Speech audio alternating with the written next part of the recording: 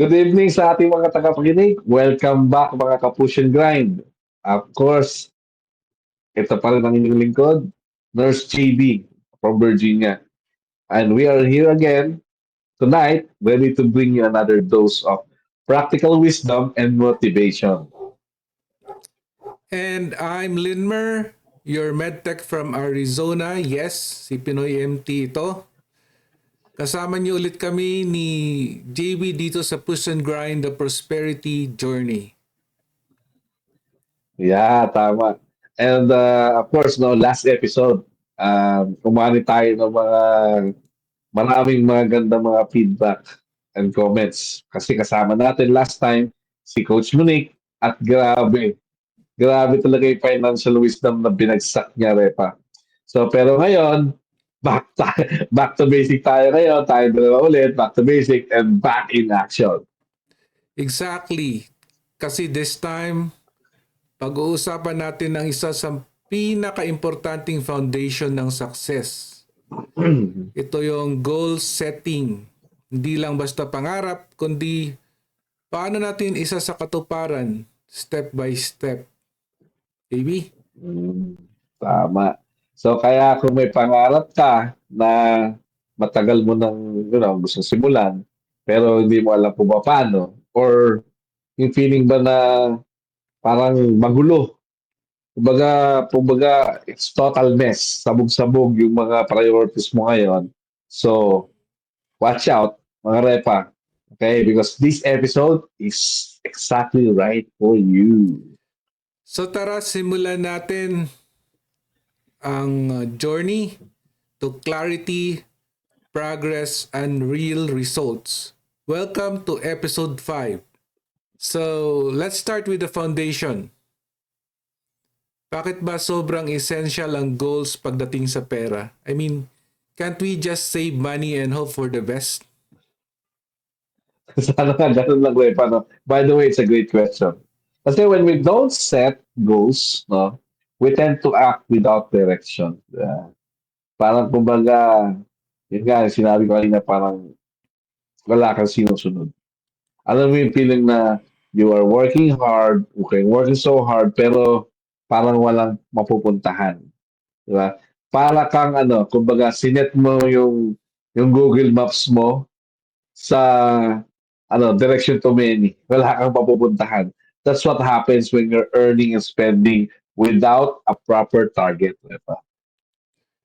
Yes, para kang tumatakbo sa treadmill. Galaw ka ng galaw, pagod ka, pero wala ka talagang nararating. Tama, exactly. Actually, goals give your money a mission. Yeah, let's just say. No? Let's say gusto mong makaipon for your kids, for your tuition, gusto mong makabayad sa mga utang mo. So you should set goals for that. Okay? That specific goal becomes your fuel. It reminds you of why you say no sa mga impulses. Bakit? Kasi focus ko sa goal eh. Ito yung tamang-tamang termino na focus lang sa goal, di ba? No impulse buying, okay? Why you stay disciplined kahit pagod ka na. And when your goal is tied to something meaningful like your family's future or peace of mind, mas matibay talaga yung motivation. Kasi hindi lang to numbers to bank account, it's about your why. Tama, Repa, no? Tsaka syempre dapat, no, also, when you make a goal, okay, goal make your progress measurable, di ba? Kailangan measurable, Repa. Kasi may mga iba't ibang goal, di ba? So, start with goal that is measurable. Instead of just saying, I want to be financially stable. It's very broad, di ba? Kaso hindi mo alam kung paano mag-uumpisa. So why not, klaro, malinaw yung goal mo, di ba? Let's just say for example, goal ko ngayon, no, in 12 months, makaipon ng 30,000 in 12 months. So pwede, doable, di ba? Specific, di ba? Time frame. At syempre, mas nakaaganang itrack. Kaya sa mga nakikinig, if you feel like your money just comes and goes, so baka kailangan mo lang talaga ng malinaw na goal. Once you give your money a purpose, you'll notice na nag-iiba din yung behavior mo. You become more mindful dun sa mga gastusin. Yeah. And remember, okay, money is just a tool, okay? But this tool will lead you to different places, okay? Because money is a tool, ika nga, but without direction, it can't build anything for you. Walang kainat na. Solid. So start with this question. What am I saving for? So once you have Yeah. an answer, your financial journey will become 10 times clearer. Pero paano, dumako naman tayo sa mga different types of goal, no? So, himay-himayin natin tong ating mga goal setting, di ba? So, ito bro, follow up sa goal setting, okay? Minsan kasi, sabay-sabay yung goal setting natin, di ba? Kaya minsan, nahihirapan tayo, ano ba talaga? Sabi nga natin, maglagay tayo ng goal, measurable, specific, but the problem is, minsan sabay-sabay, di ba? May gusto tayong kunin, may kailangan tayong bayaran, tapos may mga gusto pa tayong bilhin. Di ba? So, paano mo, paano mo inahati o inaayos yung goals mo para hindi nakakalito? Yeah, ganyan din ako dati bro. Sabog ang focus kasi lahat gusto kong sabay-sabay tapusin. Pero natutunan ko na effective talaga kapag hinati mo ang goals mo based on time frame. I divide them into 3 categories: short term, mid Mm, term, and long term. okay. Repa, please, para sa ating mga tagapakinig, no, can you please break it down for us? Ano yung example ng mga bawat isa na sinabi mo? Sure. Short term goals are those you want to achieve within 12 months. For example, gusto mo makabuild ng emergency fund na $1,000 or paying off the small credit card balance or saving up for something na kailangan mo sa gawain mo every day, like a laptop. Mm, mm, Then the next is the midterm goals, are goals for the next 2 to 5 years, like buying a used car, saving for a wedding, or building up a capital for a small business.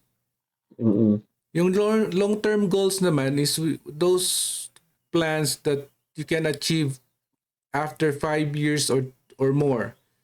Think of building your dream house, funding your mm. child's college, or coming out for an early retirement, you know? Kuha mo tumpak, astig bro.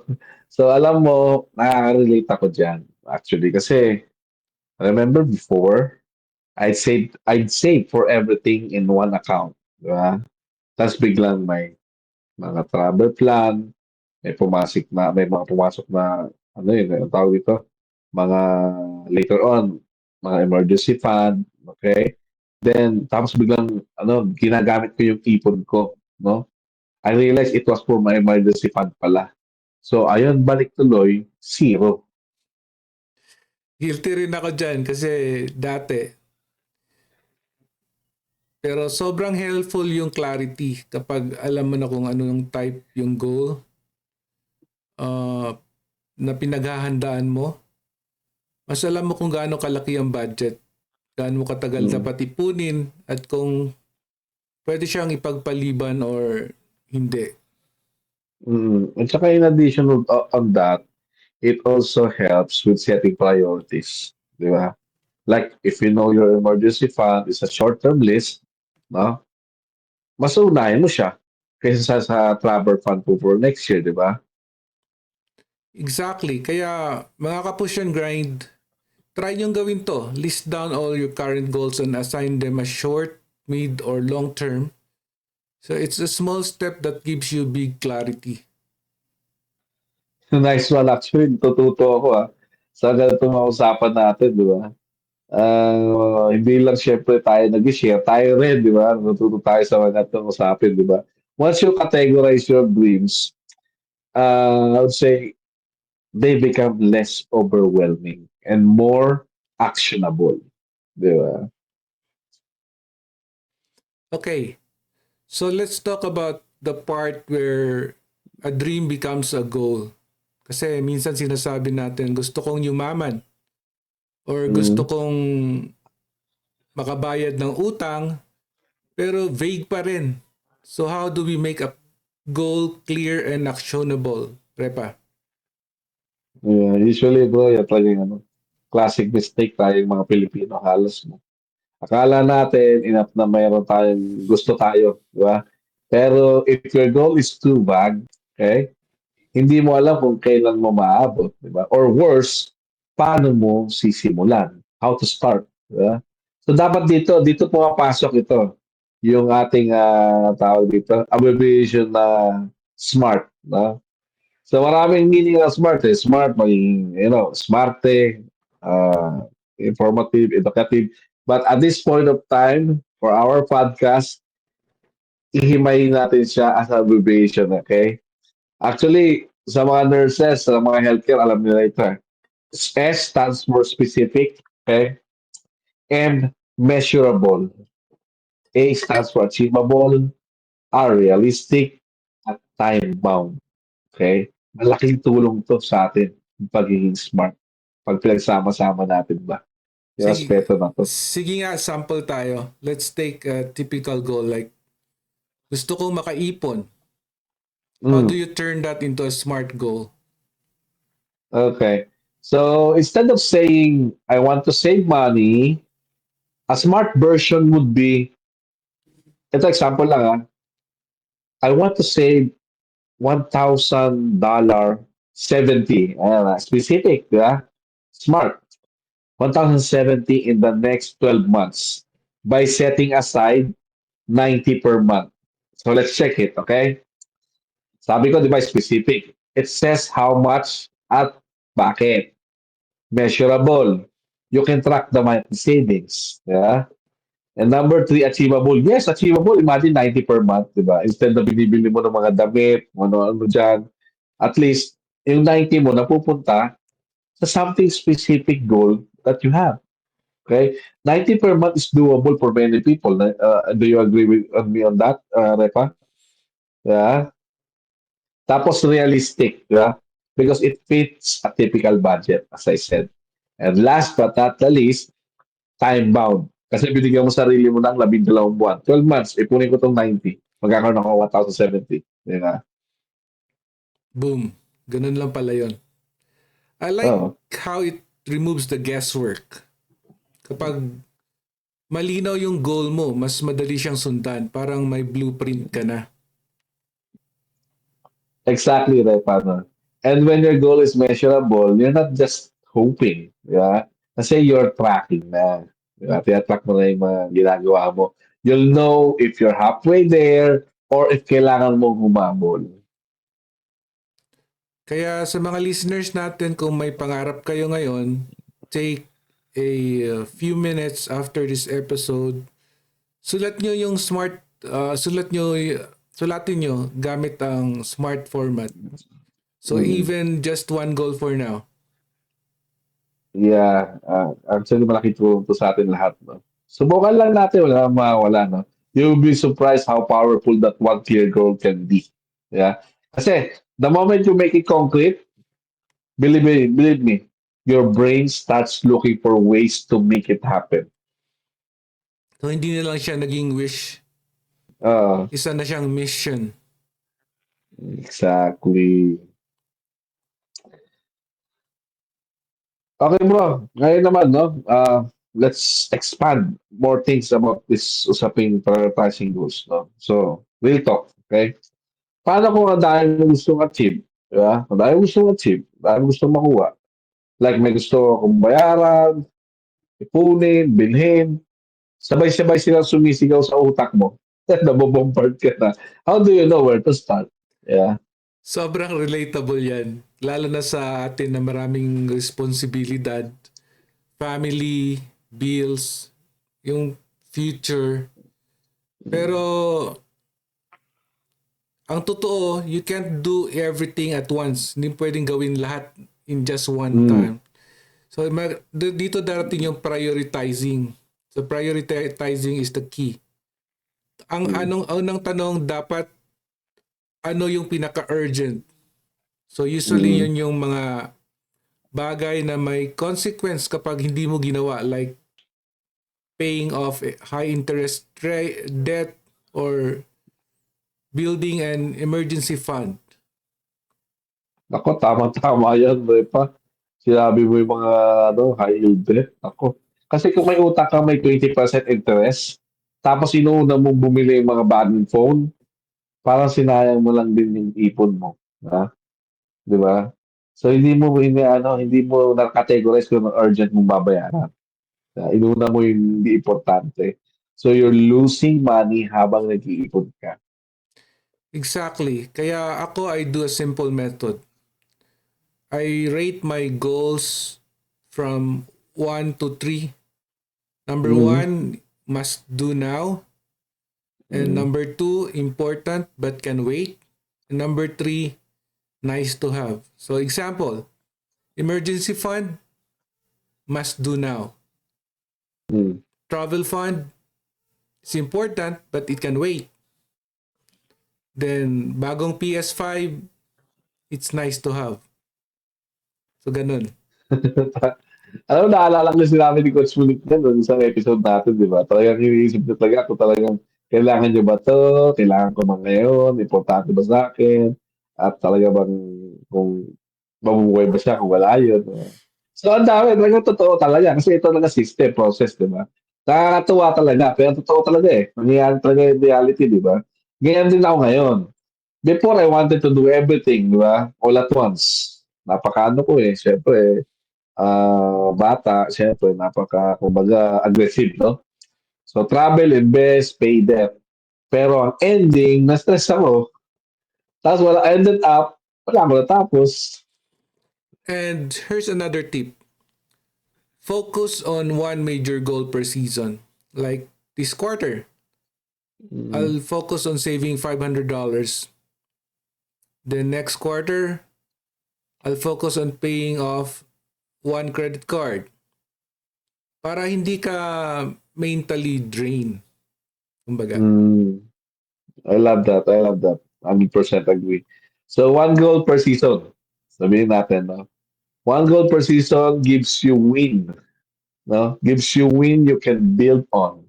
Kasi minsan, when you try to do everything, you end up doing nothing. Nothing. Kaya sa mga listeners natin, don't feel guilty kung hindi mo agad na-achieve yung lahat. Ang mahalaga, Mm. you know what matters most right now. One Mm. focused step is better than 10 scattered efforts. Okay, let's say may listener tayo na gusto makaipon ng 1,785 or 100,000 pesos in the Philippines in 1 year. Napakalaking halaga yan para sa iba. Paano mo yan hinahati para hindi siya parang mountain na hindi kayang akyatin? Mm. Great example, no? And yes, malaking kalagayan kung titignan mo all at once, no? Pero the trick is, ito ang trick, no? Break down mo, into bite-sized pieces. I always say, chop it to conquer it. Di ba? So if your goal is like 1,785 in 12 months, divide mo agad sa 12, di ba? So that's roughly $150 per month. Di ba? Per month. Ngayon, kung gusto mo mas simple, di ba? Kumbaga, i-simplify pa, $35 per week. See, ganun lang. I-divide mo. Yun nga eh. Pag sinabi mong 1,785 parang ang bigat. Pero kapag sinabi mong $5 a day, Hmm. biglang naging doable. Minsan baon lang yan sa fast food, di ba? Tama. And here's another hack, Repa, di ba? Associate the weekly or daily goal with the habits. Ano yung sabihin nun? Like, if you save $5, sabi mo nga kanina, every time you skip delivery or coffee, di ba? $5, di ba? Yun ang usually yung presyo ng kape. Di ba? You're reinforcing discipline at saka progress sa sarili mo. Gusto ko yan. Kasi now, saving money is not just a sacrifice. Mm. It becomes a system. Kapag ginawa mo siya ng routine, hindi mo na siya iniisip, automatic na siya. Mm. And when the goal is broken into steps, it also give you regular wins. Yeah. Each week na naiipon mo yung 35, di ba? $35 per week, you get to say, oh, I'm on track. Okay? Na-achieve ko yung goal ko. Merong sense of fulfillment, may sense of momentum. Powerful yan, bro. Yeah, tama ka dun. So, to all our kapush and grind out there, take one big goal right now, then break it into weekly or monthly targets, and here's the bonus. Post it somewhere you can see it every day. Yeah, literally, post-it. Di ba? May marami tayong post sa bahay. Okay, kahit sticky note lang yan. Lagay mo sa mirror, sa ref, sa lock screen ng phone mo, kahit saan. Kung saan ka nag-i-stay, no? Ilagay mo yon. Okay? It reminds you yung, kumbaga, reminders mo yon to turn your dreams into habit. Yeah. And habits, my friends, create Great. results. Tama.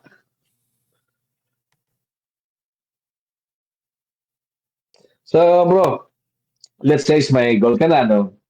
Smart na. Tapos, na-broken down mo na rin. So, lahat yun, sakal natin, di ba? Yan na, kompleto na. Pero paano mo naman tinitiyak na nasa tamang path ka naman?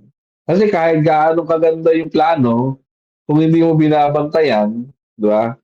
Baka mawala ka sa direction. Tama. For me, tracking is like checking your GPS. Kahit may destination ka, kung hindi mo tinitingnan kung nasang tamang daan ka pa, you might end up way off course. Kaya ako, I do weekly check-ins. Every Sunday night, I sit down with my notebook or budgeting app. I look at three things. How much I save, where my money went, and lastly, any upcoming expenses. Ang ganda. Ako naman, ang approach ko dyan medyo digital. No? I use an app to sync my bank and credit accounts. Sa isang app. Tapos may visual graph ako doon na kung paano gumagalaw yung mga savings and debt ko, di ba? Nakikita ko sila. Nice. Iba-iba tayo ng style eh. Uh, Pwedeng manual or digital, it really doesn't matter. Ang point is, you measure, kasi what you measure, you can manage. Mm. And I think one reason people don't track is fear. Yung takot. Yeah? Kasi baka makita nila na wala pala silang progress, ganyan. Pero bro, awareness is step one. Lagi natin tatandaan, no, mga tagapakinig. Awareness is step one. Kahit hindi pa perfect, okay, yung numbers mo, at least alam mo na. Exactly. And minsan nakikita mo rin na, uy, may naipon na pala ako kahit papaano, kahit 20 lang this week. That's still progress. Hmm. Sa ako ko lang, hindi mo pa-personalize ang failure kasi hindi mo sasabihin, I'm bad with money. Ang sasabihin mo, I overspent sa food this week. So next week, adjust ako. Yeah. Kaya sa mga kapush and grind natin, make it a habit to check your progress regularly. Gawin niyo siyang personal finance reflection time kahit 15 minutes a week. I usually do that. I usually look at my phone and just check it. Hmm. And remember, the goal isn't need to be perfect. Yeah, it is the very reason, the very purpose for our goal is that to be stay aware. Okay? Kasi kung alam mo kung nasaan ka, mas madali mong maabot kung saan ka pupunta. Tama. Pero, bro, let's be honest. Kahit gaano ka inspire sa simula, there are days na when you just don't feel like doing anything. Mm. So, anong ginagawa mo kapag nawawalan ka ng motivation? Good question. Ang dami kong ganyang mga moments. Yung tipong pagod ka galing sa duty, sa work, toxic, ganyan. Tapos sabay may unexpected expenses, tapos feeling mo parang walang progress. I used to, beat myself up for it. Pero now, no, siyempre, I'm learning. I do something simple but powerful. I reconnect with my why. Solid. Can you go deeper into that, Repa? So, sa phone ko, di ba, may photo album ako. Okay? Then, nililabel ko yun na, for example, fuel.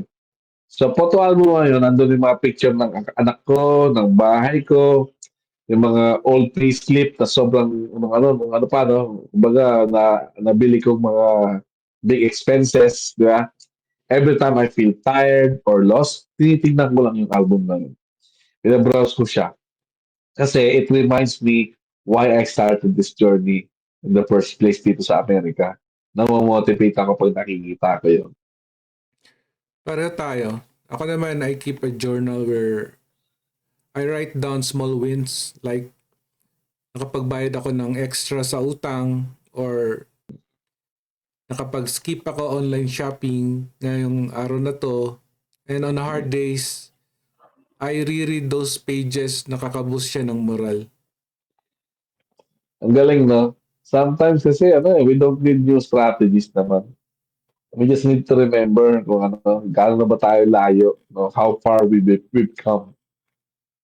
And I think a lot of people give up not because they can't do it, but because they forgot why they started doing it in the first place. That's why motivation fades. Mm. Kaya nga mga kapush and grind, here's the tip. Okay? Create your own reminder system. Di ba? Maaaring sa akin, applicable yung ganon. Maaaring sa inyo, meron kayong new ways or alternative way how to remind yourself. Pwede yung vision board, screensaver code, a journal katulad kay Repa, or even a playlist, no? That keeps you inspired. At kung may araw na tamad ka or nadapa ka, it's okay. Don't beat yourself up. Kasi yung motivation isn't constant. Pero yung commitment mo, pwedeng maging constant. Yes, sir! Don't rely on hype. Build system that keep you grounded. Kasi ang tunay na winners, no? They keep going even on days don't feel like it. They won't stop. They just keep on grinding. Push yourself. Kaya nga to, natin, push and grind. Push yourself. Keep on grinding. Okay, Repa. Let's talk about something that hits hard naman. No? Medyo palalimin na natin discussion natin. No? Climax na natin. What if hindi mo naabot yung goal mo this month? Yeah? Alam mo yung feeling na nagsusulat ka ng smart, no? Sinimulan mo na, pero life happened in reality. Tapos parang may guilt agad. Repa, I've been there. Ang sakit nun. You feel like you failed kahit ang dami mo nang Mhm. ginawa. But here's what I've learned. Missing a goal doesn't mean you're failing. It means you're adjusting to life. Kasi real talk, goals are based on what you know at the time when you set them. But when life throw things at you, like emergency gastos, work Mm. issues, tapos family needs, yung mga bagay na yon, uh, it's hard. Kaya importante na may grace ka rin sa sarili mo. Exactly. Akala natin kasi, ang pagiging discipline means dapat flawless execution. Diba? Wala mo perfect eh. Pero ang totoo, discipline is also knowing when to pause. Kailan ka hinto, no? Hinga ka. Take a deep breath. Kung kailan ka to turn, pivot, and push again. And kapag hindi mo naabot yung goal, don't say I quit. Sabihin mo lang, I'll recalculate. Kasi kung minsan yung 90 monthly saving needs mo become 54 now. So you can extend a timeline from 12 months to 15 months. Kasi adjustment isn't weakness, it's a wisdom, bro. Mm. Oo, tama. Ako naman, ano eh, before, I had to delay financial, goal. Before kasi, parang meron akong biniyang napakalaking, kumbaga, commitment. Di ba? So, ang sakit nun, bro. Pero na-realize ko, yung responsibilidad mo sa ngayon is part of the journey. Ganun talaga eh. Hindi lahat aayon sa, sa plano mo eh. Yeah. And here's the thing, when you adjust instead of quitting, you keep the momentum alive. Kasi even if it's slower or at least gumagalaw ka pa rin. Mas Mm. okay yun kaysa mag-stop ka altogether. Kaya mga kapusin grind, no, I want you to all hear this. Your progress isn't measured by how fast you go, okay? But by how consistent you keep showing up. See? Guilt won't move you fast forward, but self-compassion will. Sabi nga nila, goals can bend but they don't have to break. Okay, So, Rema, we've shared so much tonight, no? From goal setting, tracking, adjusting, and even celebrating. Pero ito yung last question ko. Promise last na. Bakit ba worth it ang buong goal setting journey na to? Why go through to all the effort? grabe. Ang lalim yan, bro. Pero ang sagot ko, because it gives your life direction. Mm. When you set a goal, whether that's to get out of debt, start a business, or buy a home, you stop just reacting to life and start creating your life. Hindi ka na lang magtatrabaho para makasurvive. Nagtatrabaho kasi may pinupuntahan ka. May dahilan ang pagod mo, may saysay ang disiplina mo, and every small win, it becomes proof that you're building something real. Sobrang agree ako dyan. Paano? Kasi ang daming tao ang gumigising araw-araw feeling stuck. Diba?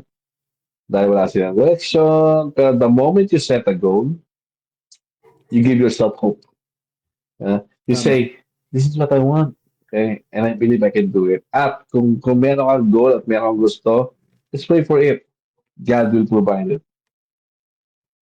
Tama ka dyan. Kahit maliit lang, like saving $5 a week, it's doable.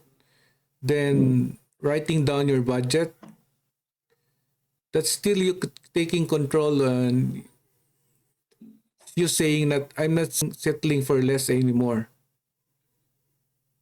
Kaya mga kapusin right, kung may isa kaming gusto ni Repa na maiwan sa iyo tonight, ito yon. Okay? Pay attention to this. Your dreams are valid. Okay? Kahit gaano pa yan kaliit o kalaki, nothing bigger, nothing small. Okay? And they're possible if you're willing to take consistent action. So, don't be afraid to start. Don't be afraid to adjust. Don't be afraid to celebrate. Kasi in the end, this journey is not just about money. It's about building the life you truly want. That's it. That's the push. That's the grind.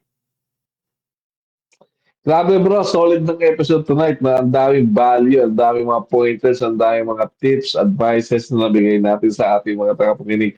Pero as always, ang hirap din magpaalam, di ba? Totoo, pero that's the beauty of the grind. Every ending means a new beginning, and we're just getting started. Yeah. Kaya nga lahat ng mga kapushing grind na nanonood hanggang dulo, maraming salamat po no, sa mga nagko-comment, sa mga like and share. We appreciate you so much, no?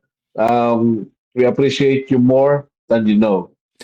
And if you want more content like this, don't forget to subscribe and follow our individual channels. You can visit my channel at Pinoy MT.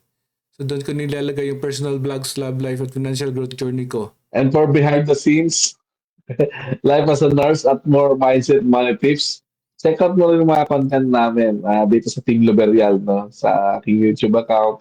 Tapos yung akin namang IG, no? JB Luberial. And let's go together as a community. Remember, your goals are valid, your future is worth building, and the best time to start is always right now. This is Push and Grind, the prosperity journey. Keep dreaming, keep doing, and we'll see you again sa next episode dito lang sa aming YouTube. Maraming salamat mga Repa. And good night sa iyo, Repa Lindner. Good night din sa'yo, Jevi.